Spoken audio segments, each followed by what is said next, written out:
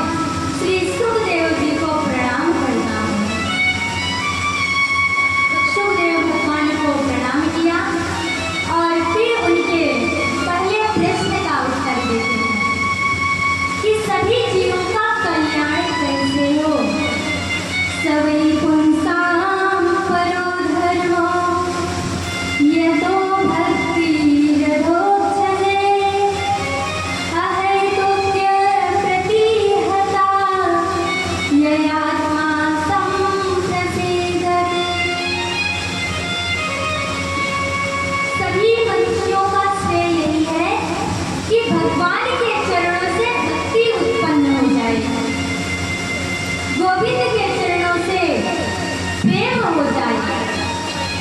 और भक्ति कैसी हो? अहेतुक्य, जिसमें किसी प्रकार की कोई कामना ना हो, किसी प्रकार की कोई लालसा ना हो, ऐसी भक्ति उत्पन्न हो जो भगवान श्री कृष्ण की प्राप्ति करा दे। अगर भक्ति करते हो तो मीरा के जैसे करिए ताकि भगवान मिल जाए। लेकिन आज लोग के भक्त कैसे हैं? थोड़ा सा कष्ट होगा तो उनकी भक्ति डगमगा गई। भक्ति करिए तो प्रहलाद की तरह करिए, भक्ति करना है तो ध्रुव जी महाराज की तरह करिए, जो दृढ़ विश्वास पर टिका हुआ। भक्ति अगर करते हैं तो भक्ति के साथ साथ दृढ़ विश्वास होना चाहिए। यदि आपका विश्वास मजबूत है, भक्ति दृढ़ है, तो भगवान अवश्य दर्शन देंगे। भगवान का दर्शन होगा ही होगा। तो भगवान की भक्ति निष्काम भाव से करिए। और अगर आप निष्काम भाव से भक्ति करेंगे तो फिर परमात्मा आपको इतना देगा कि आप उसे संभाल नहीं पाएंगे। सुदामा जी महाराज भगवान से कभी कुछ मांगा था? केवल और केवल भगवान की भक्ति, भगवान के नाम का जप करते। और फिर भगवान ने उन्हें इतना दिया कि आप सब सुदामा जी महाराज के बारे में जानते हैं। तो भक्ति ऐसी हो जो निष्काम हो। और यही सभी शास्त्रों का सार भी है। सभी शास्त्रों का सार भी यही है कि गोविंद के चरणों से प्रेम उत्पन्न हो, भक्ति उत्पन्न हो। और दूसरा प्रश्न कि भगवान अवतार क्यों लेते हैं?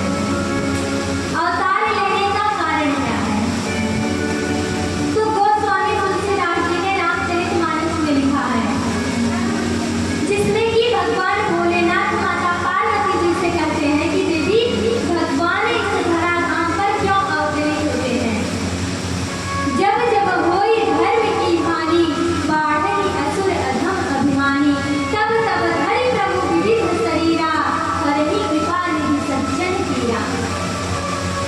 जब जब इस धराधाम पर पाप अत्याचार बढ़ जाता है, गाय ब्राह्मणों का अपमान होने लगता है, ब्राह्मणों का तिरस्कार होने लगता है, तब भगवान धर्म की स्थापना करने के लिए इस धराधाम पर आते हैं और आकर के धर्म की स्थापना करते हैं। लेकिन एक बात यहाँ पर समझने वाली है, भोलेनाथ माँ पार्वती से कहते हैं कि जब जब होई धर्म की हानि, लेकिन यहाँ पर धर्म की हानि नहीं होती। ऐसा प्रतीत होता है कि धर्म की हानि हो रही है। तो क्या बाबा झूठ बोल रहे हैं? नहीं। आप समझिए, आप चौक लीजिए और श्यामपट्ट पर एक लंबी रेखा बना दीजिए और फिर आपसे कहा जाए कि इस रेखा को ना स्पर्श करना है ना मिटाना है, आप इस रेखा को छोटा करिए। तो आप कैसे करिए? उसे छूना भी नहीं है, मिटाना भी नहीं है, तो रेखा कैसे छोटा होगा? कहिए। तो आप उठिए, चौक उठाइए और उसके नीचे लंबी दूसरी रेखा बना दीजिए। तो ये जो लंबी रेखा जा रही है, ये क्या है? अधर्म। धर्म तो अपने जगह अडिग है, धर्म ना घटता है ना बढ़ता है। बढ़ता क्या है? पाप बढ़ जाता है, अधर्म बढ़ जाता है, जिसके सामने धर्म छोटा दिखाई देने लगता है। ऐसा प्रतीत होता है कि धर्म की हानि हो रही है।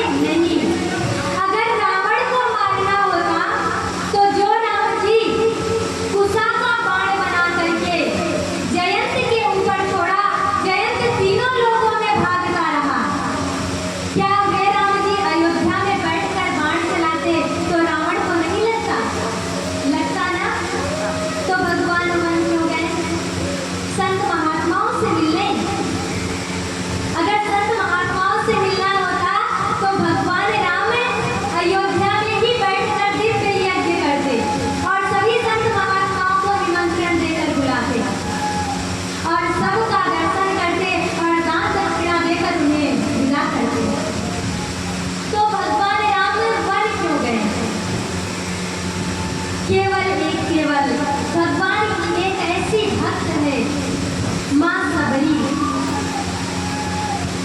जिसके गुरु मदन ऋषि ने कहा था कि बेटा, मेरा सौभाग्य तो नहीं कि मुझे भगवान के दर्शन हो, लेकिन तेरा दिख रहा है तुझे कहीं जाने की आवश्यकता नहीं पड़ेगी। भगवान दर्शन देने स्वयं चल करके तेरे पास आएंगे। बस वही गुरु के वचन पर विश्वास करके माँ सबरी वर्षों तक प्रतीक्षा करती रही। जवान से वृद्ध हो गई, लेकिन उनका विश्वास, उनका उत्साह, उनका उमंग वही का वही रहा, जवान ही रहा। नित्य प्रतिदिन माता सबरी उठती, रास्ता साफ करती, पुष्प बिछाती, फल ले आती और बस एक ही रटन, आज ना आज मेरे राम जी आएंगे, आज ना आज मेरे राम जी आएंगे। संत महात्मा जब सुनते तो आकर के दिल्ली को बड़े खोटे वचन सुनाते, उल्टा सीधा करते। अरे दिल्ली, तू अधम जाति की है, भला तुझे भगवान देंगे, तेरे घर भगवान आएंगे। अरे जाके देख कितने संत महात्मा बैठ करके भगवान का भजन कर रहे हैं, भगवान का जप कर रहे हैं, भगवान उन्हें दर्शन देंगे या तुम अधम को देंगे। लेकिन दिल्ली का विश्वास कम नहीं होता, भक्ति उसकी बढ़ती ही जाती और उसी विश्वास पर भगवान को अयोध्या से चल करके वन में आना पड़ा और रास्ते में जितने भी कार्य करना था भगवान सब करते हैं। तो कहने का मतलब है, लाखों में किसी एक को सुनते हैं, अंदर की आवाज को सुनते हैं। भगवान आप ऊपर से कितना भी सजा लो, कितना भी साफ सुथरा कर लो, लेकिन भगवान उस पर रीझने वाले नहीं हैं। भगवान तो अंदर की आत्मा को देखते हैं, मन को साफ सुथरा देखते हैं, मन को प्रसन्न करते हैं। भगवान को तो निर्मल मन पसंद है। निर्मल मन जन सो मोहि पावा, मोहि कपट चल छिद्र न भावा। मुझे तो निर्मल व्यक्ति पसंद है। बाहरी सजावट से भगवान को कोई लेना देना नहीं, भगवान को केवल अंदर की सजावट से मतलब है। तो भगवान के अवतार लेने का मुख्य कारण है उनके भक्त। इसे बेचकर भगवान गोपियों को तृप्त करते हैं। गोपियां भी तो भगवान को प्रेम करने के लिए, उनका दर्शन करने के लिए ललायत रहती थी।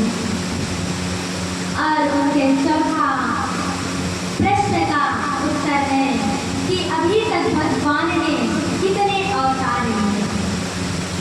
तो अभी तक भगवान ने 23 अवतार लिया है और 24वां अवतार जो लेंगे वह कलयुग में जब घोर पाप अत्याचार बढ़ जाएगा, घोर कलयुग आ जाएगा, तो कलयुग के चौथे चरण में कल्कि भगवान अवतार लेंगे और फिर आकर के धर्म की स्थापना करेंगे। और प्रथम इनका अवतार हुआ सनक सनंदन सनातन सनत कुमार, वाराह अवतार, नारद अवतार, नर नारायण अवतार और दत्तात्रेय अवतार, कपिल अवतार। इस प्रकार से करके भगवान ने 23 अवतार धारण किए हैं। और कहते हैं, सूत जी महाराज कहते हैं कि जब वेदव्यास जी 4 वेद की रचना की, 6 शास्त्र की रचना किए, 17 पुराण लिखे, लेकिन फिर भी उनके मन को शांति नहीं मिली। वेदव्यास जी बड़े उदास रहते हैं। ऐसा लगता था कि कुछ जीवन में छूट गया है, कुछ अधूरा सा रह गया है, अब क्या किया जाएगा। तब एक दिन नारद जी आए। नारद जी ने चिंता का कारण पूछा तो वेदव्यास जी ने अपनी चिंता का कारण बताया। कहा, नारद जी, मैंने 4 वेद लिखे, 6 शास्त्र लिखे, 17 पुराण लिख डाले,